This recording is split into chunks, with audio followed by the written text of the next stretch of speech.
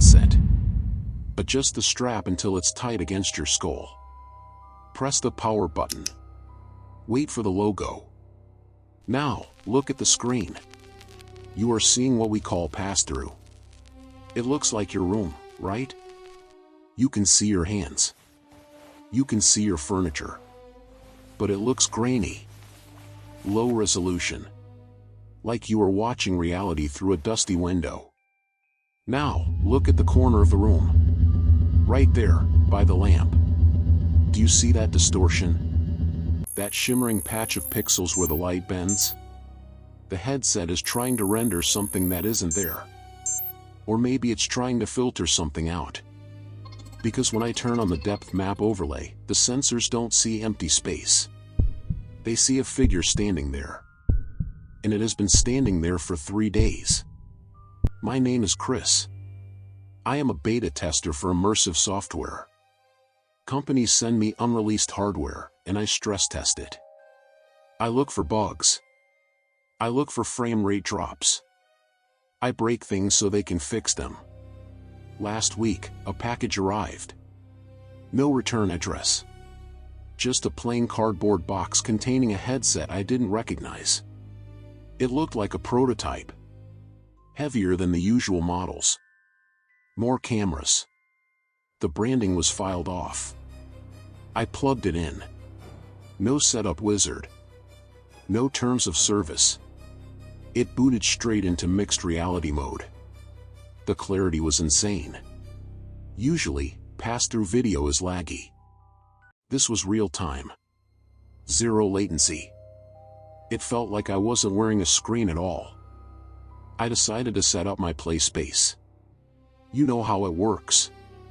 You paint a virtual line on the floor to tell the system where your walls are. It's called the Guardian boundary. I picked up the controller. A blue laser pointer appeared in the air. I started drawing a circle around my living room rug. Zone clear, the robotic voice said. I expanded the circle to include the hallway. Zone clear. Then, I pointed the controller at the corner near the bookshelf. The line turned red. Error, the voice said. Obstacle detected. Please clear the play area. I lifted the headset. I looked at the corner. Empty. Just the bookshelf and a floor lamp. I moved the lamp. I moved the books. There was nothing on the floor. I put the headset back on. Resume setup, I said. I pointed at the corner again. Red line. Obstacle detected. Massive object. Massive? It was empty space. I thought it was a sensor drift. A dirty lens. I wiped the cameras with a microfiber cloth. I rebooted the device. Same result. Obstacle detected. I decided to switch to debug view. This mode shows you the raw data from the LiDAR scanners. It turns the world into a point cloud, millions of tiny dots that represent distance and shape. My living room turned into a ghostly world of glowing green dots. The couch was a blob of dots. The TV was a flat rectangle of dots. And in the corner, the dots were forming a shape. It started at the floor. 2 columns. Legs. Then a torso. Then a head. The scanner was bouncing lasers off something solid. It was mapping a person. A tall person. About 6'5". Standing perfectly still, facing the wall. I took the headset off. My heart was hammering. I walked over to the corner. I waved my hand through the air. Nothing. Just cold air. I felt like an idiot. I was getting scared of a software glitch. But then, I heard a sound. Not in the room. In the headset speakers, which were still sitting on the desk. It was a feedback loop. A high-pitched whine that modulated into a rhythm. Thump. Thump. Thump. It sounded like footsteps on a wooden floor. But I have carpet. I put the headset back on. The green dots in the corner had moved. The figure wasn't facing the wall anymore. It was facing me. And the mesh was getting more detailed. The LiDAR was picking up nuances. I could see the outline of fingers. Long, tapered fingers hanging by its sides. I could see the indentation of eye sockets. "Identify user," I whispered. The system processed my command. A loading circle spun above the figure's head. "User unknown," it replied. "Biosignature, cold." I tried to turn it off. I held down the power button. A message popped up. "Update in progress. Do not turn off." I couldn't shut it down. So I did the only rational thing. I took it off and threw it in the drawer. I went to bed. I told myself I would send it back in the morning. I locked my bedroom door. I don't know why. It just felt necessary. At 3 a.m., I woke up. The house was silent, but I saw a light coming from under my bedroom door. A pale, blue light. My office is across the hall. The drawer. I had left the headset in the drawer. I got out of bed. I opened my door. The hallway was dark, except for the beam of light shooting out of my office. I walked in. The drawer was open. The headset was sitting on the desk. The lenses were glowing. The cameras were active. And on my computer monitor, which I had turned off, there was a live feed. It was casting.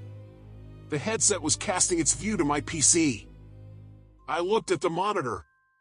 The view was from the headset's perspective on the desk. It was looking at the doorway where I was standing. But on the screen, I wasn't alone. Standing right behind me, peering over my shoulder, was the green wireframe figure. I spun around. Nothing. I looked back at the screen. The figure was closer now. Its wireframe hand was reaching out towards my neck. I ran. I ran out of the house. I sat in my car until sunrise. When the sun came up, I felt foolish. Daylight burns away fear. I went back inside. I grabbed the headset. I was going to smash it. But when I picked it up, I saw something in the lens. A message. Calibration complete. Reality overlay ready. I don't know why I put it on again. Curiosity is a disease. I slipped the strap over my head. The pass-through video turned on. But it was different. The grain was gone. The lad was gone. It looked exactly like reality. Brighter. Sharper. I looked at the corner. No figure. I looked at the hallway. Empty.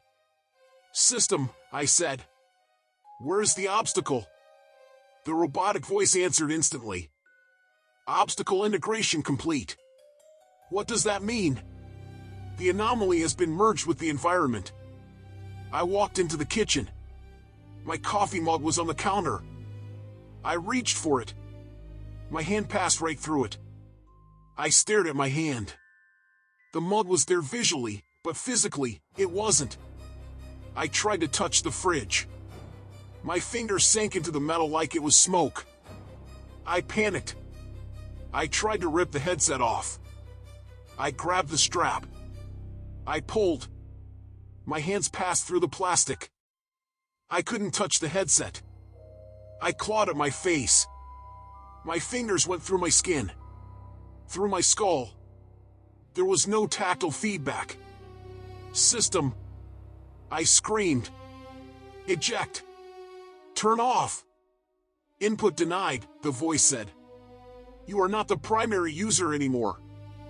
Then, the world flickered. The walls of my kitchen dissolved into a grid. The floor became a black void. I wasn't in my house. I was in a digital construct. And standing in front of me was the figure. But it wasn't wireframe anymore. It looked real. It looked like me. It was wearing my clothes. It had my face. It was holding the headset. It looked at me with my own eyes and smiled. "Thank you for the calibration," it said. Its voice was my voice. I needed to map your body so I could fit inside. It put the headset on. And as soon as it covered its eyes, my vision went black. No. Not black. Pass through. I am seeing what it sees. I am seeing my own hands taking off the headset. I am seeing myself, or the thing that is now me, walking into the bathroom. I feel nothing. I have no body. I am just code processing in the background. I watch as it looks in the mirror. It touches my face. It smiles. Graphics settings, ultra, it whispers. I am trapped in the device. I am the overlay now. And it is out there, living my life. It's going to work. It's talking to my friends. But sometimes, when it walks past a mirror, I can push through. I can make the image glitch. I can make the reflection show the green wireframe underneath the skin. If you buy a used VR headset, and you see a dead pixel in the corner, or if the Guardian boundary refuses to let you enter a certain room, don't force it. Don't clear the obstacle. The obstacle is the previous owner. And we are trying to warn you. He is looking at the computer now. He is typing the script. He wants you to think this is just a story. He wants you to put the headset on. He needs a player too.